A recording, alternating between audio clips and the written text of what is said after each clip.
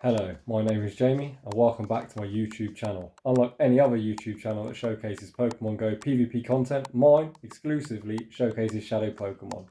So, if you're into that type of content, I'd appreciate if you could like and subscribe. So, let's get into today's video. In today's video, once again, we are going to be looking at a triple non-XL team. As I know a lot of people hate the XL systems, not only do we run triple Shadow, we always try and run as very little XL as possible. So, the team we are going with today is the line made famous by Toshi back all the way in Season 2. It's a triple water team. This team consists of a Shadow Swampert lead running Mud Shot, Hydro Cannon, Earthquake, and then we've got in the back, either can be used as safe switch. We've got our Shadow Gyarados on Dragon Breath, Aqua Tail and Crunch, and we've got Lapras on his legacy moves of Ice Shard, Ice Beam, and of course Surf. So you might immediately be thinking, this team is really weak to Cresselia. Yeah, you're right, it is quite weak to Cresselia, but Lapras, Swampert with Shields and Energy, and obviously Gyarados with Crunch, we can kind of handle that. You might also be thinking we're weak to Grass, but obviously Grass is only neutral to Gyarados, Dragon Breath hits back for neutral, and Lapras obviously hits for super effective with Ice. So without any further ado, let's get into the battles. In game 1, we pick up a lead against the Gramble. Gramble is the most oppressive of all the charmers. You can see this charm is absolutely shredding us. I throw 7 Mud Shots to align my fast moves and throw a Hydro Cannon and I get the shield. I go straight for the second Hydro Cannon, this time not timing my charge move as well, letting a charm go through, but we get the Gramble super low. I do come in and attempt to snipe it down with Lapras, however we are unsuccessful. So we shield that move up as we obviously do not want to get hit by a close combat, and they bring in a Surf Edge. This is where you're going to see the power of Shadow Lapras. Surf Edge is hitting us for super effective damage with the counter. You can see it's really chunking us down, however we've got the Ice Shard through, so now we should be able to Ice Shard down after getting off this Surf. This Surf is going to get him quite low, and I believe 1 or 2 more Ice Shards will take him out, and you can see that big thick boy Lapras does survive with very minimal health. However, that Gramble is only 1 Ice Shard away from being KO'd. They actually bring in Giratina, which is great for us as we managed to get a couple of Ice Shards off on it, and we've got our perfect answer with Gyarados in the back. It's all going to depend on the moveset. We're hoping for no Ancient Power and no Boost. They are running Ancient Power, which isn't great, and here's where you're going to see me make a bit of a misplay. I imagined that they were going to try and catch the Crunch on Gramble. I anticipated this and bring in Swampert. They don't catch, so now we're in a bit of a rough spot. I throw in the middle of a Shadow Claw animation to now prevent the switch. Gyarados is going to be able to take out the Giratina, and this Gramble so low we're going to have to Dragon Breath it down. So GG's to that opponent and off to our 1-0 start. You can see in that first matchup, it's sometimes not always best to try and overcomplicate things. The easiest way to try and prevent a catch is throw in the middle of the opponent's fast move animation, especially when you're using a one-turn move such as Dragon Breath. So, in this next matchup, we pick up a lead against a Clefable. We both build up some energy and the opponent switches out to an Empoleon, so I go straight for this Earthquake, hoping to grab a shield. The opponent actually expects a bait, and that Empoleon is straight in and straight out. In the bulkiest league of them all, Shadow Swampert delivers yet another one-shot. The opponent now, as they're still switch locked, bring in their Venusaur. So now, like we said at the start of the video, we are quite weak to Grass. So I bring in Gyarados and I look to go to work with this Dragon Breath. Crunch was recently buffed at the start of the season. I go straight for the Crunch, hoping to get a defense drop. We draw a shield and unfortunately no defense drop. However, this Venusaur is now quite low, so I can now save my shield, and I know I will be able to Ice Shard this Venusaur down. So again, I am waiting out my switch time, and I know I am going to be switch locked when I come back into this matchup. We get the Ice Shard through. I'm going to have to shield this Frenzy Plant Lapras. It'll do huge damage, and I expect the opponent to switch out. The opponent does switch out. They go back into the Clefable. Our switch timer has popped up, so that extra energy on Swampert is going to be best used here, as we wouldn't be able to get to an Earthquake against Venusaur. Absolutely devastating. We get to the Hydro Cannon, and unfortunately the charm registers just before we go down. So now there is a bit of work to be done. We need to make sure we leave this matchup with a charge move ready, Our Lapras is getting quite low on health. However, I am going to go straight for this Surf. I'm now going to commit to the Ice Shard down. Lapras once again shows its bulk. And we've got an Ice Beam, which is going to be massively overkill to take this matchup. So Lapras again coming in clutch. GG's to that opponent. You can see once again against the grass type, we do manage to come out on top. So in our ELO reveal set, we're off to a 2-0 start. Let's see if we can keep this momentum rolling. In game 3, we pick up a lead against the Caesar. This is fairly decent for us as we are hitting them for neutral with everything. And they are currently hitting us for resisted with Bullet Punch because water resists steel. You can see the lack of bulk in the Swampert. So the Night Slashes do massive damage even though it gets non-stab, just Caesar as well, fairly high attack stat. At this stage, I now know I can shield once and farm down. I choose to make this play, although I never normally like going down shields, as they've stayed in a matchup that is losing. I believe they're going to have something else weak in the back to Swampert. In comes Alolan Ninetales. We've got absolutely loads of energy. We bait the Sludge Wave. I am looking to get towards the Earthquake, but due to our poor fast move timing, I don't think I'll get there. So if I have another Hydro Cannon, the opponent actually double shields. We now are going to have to bring our Lapras in as the Dragon Breath would be resisted.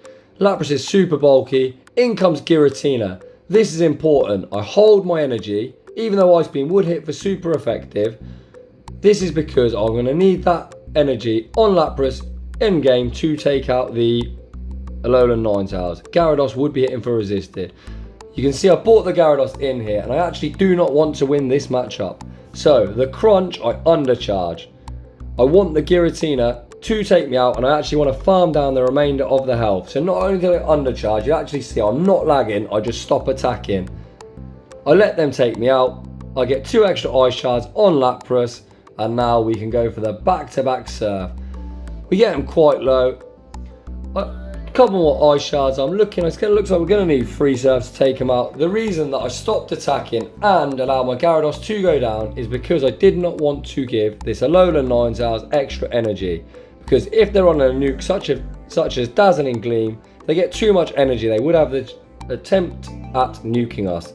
However, I'm not going to be able to generate energy quick enough. The only thing they get to is a back-to-back Weather Wall. We can shield one, tank one, and take game 3. So let's go on to game 4 of the video. Let's see if we can go 4-0 in the set. A nice positive start to our ELO reveal set. Let's see what game 4 brings for us. Game 4 brings a pretty dreadful lead in Giratina. However, we've got 2 great responses in the back. So I build up some energy and I look to try and catch the Dragon Claw.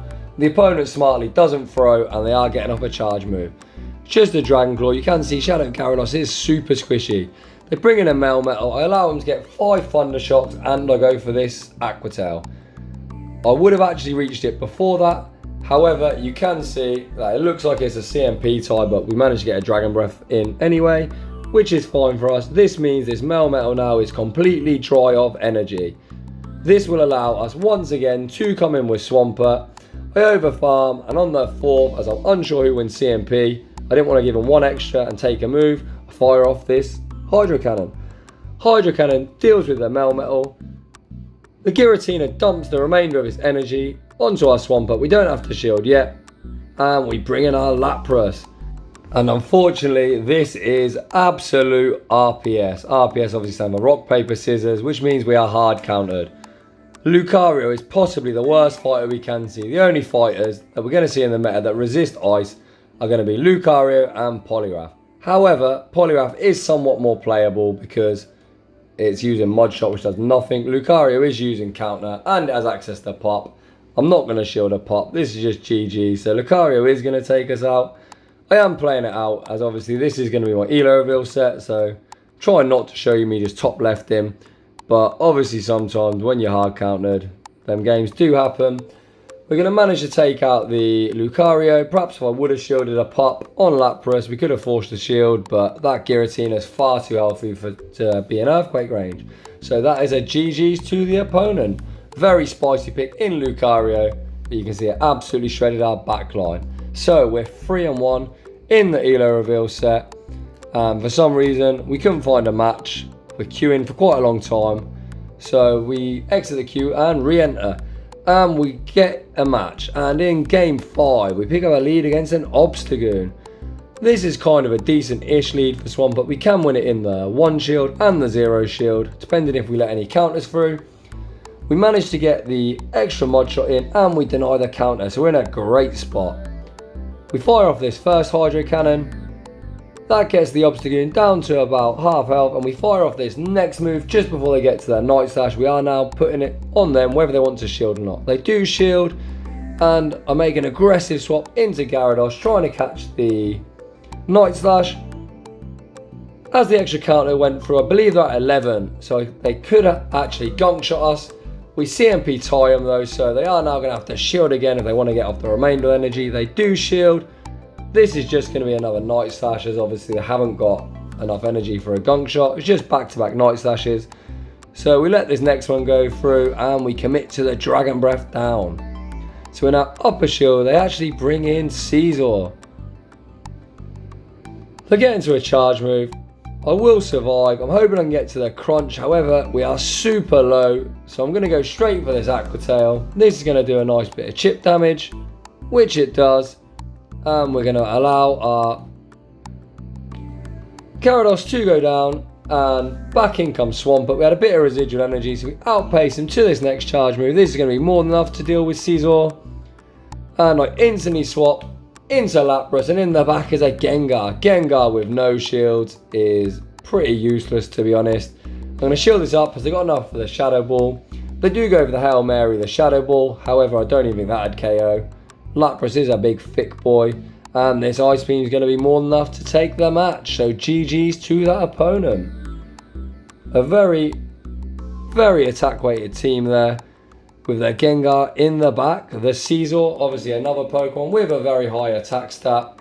So a good team from the opponent, but unfortunately our team just worked out in our favour. So you can see here, we are claiming the rewards. I think we're at about 67% win rate. So once I finally catch this Rhydon, you can see my throw-in's dreadful. And I think that's attempt number 4, and we still haven't caught it. Nice Sableye. As I said in previous videos, I do have a rank 1 Shadow Sableye that I'm really looking forward to using. However, just no XLs. I think I've got about 30 or something. So we've got a long way to go on that. Hopefully the Halloween event does bring Sableye spawns. Once again, we're going to try and catch this Rhydon. Thankfully, oh no, we still haven't caught it. Good job I got plenty of Pokeballs and I work near a Pokestop, because if not I'd be running out of balls right now.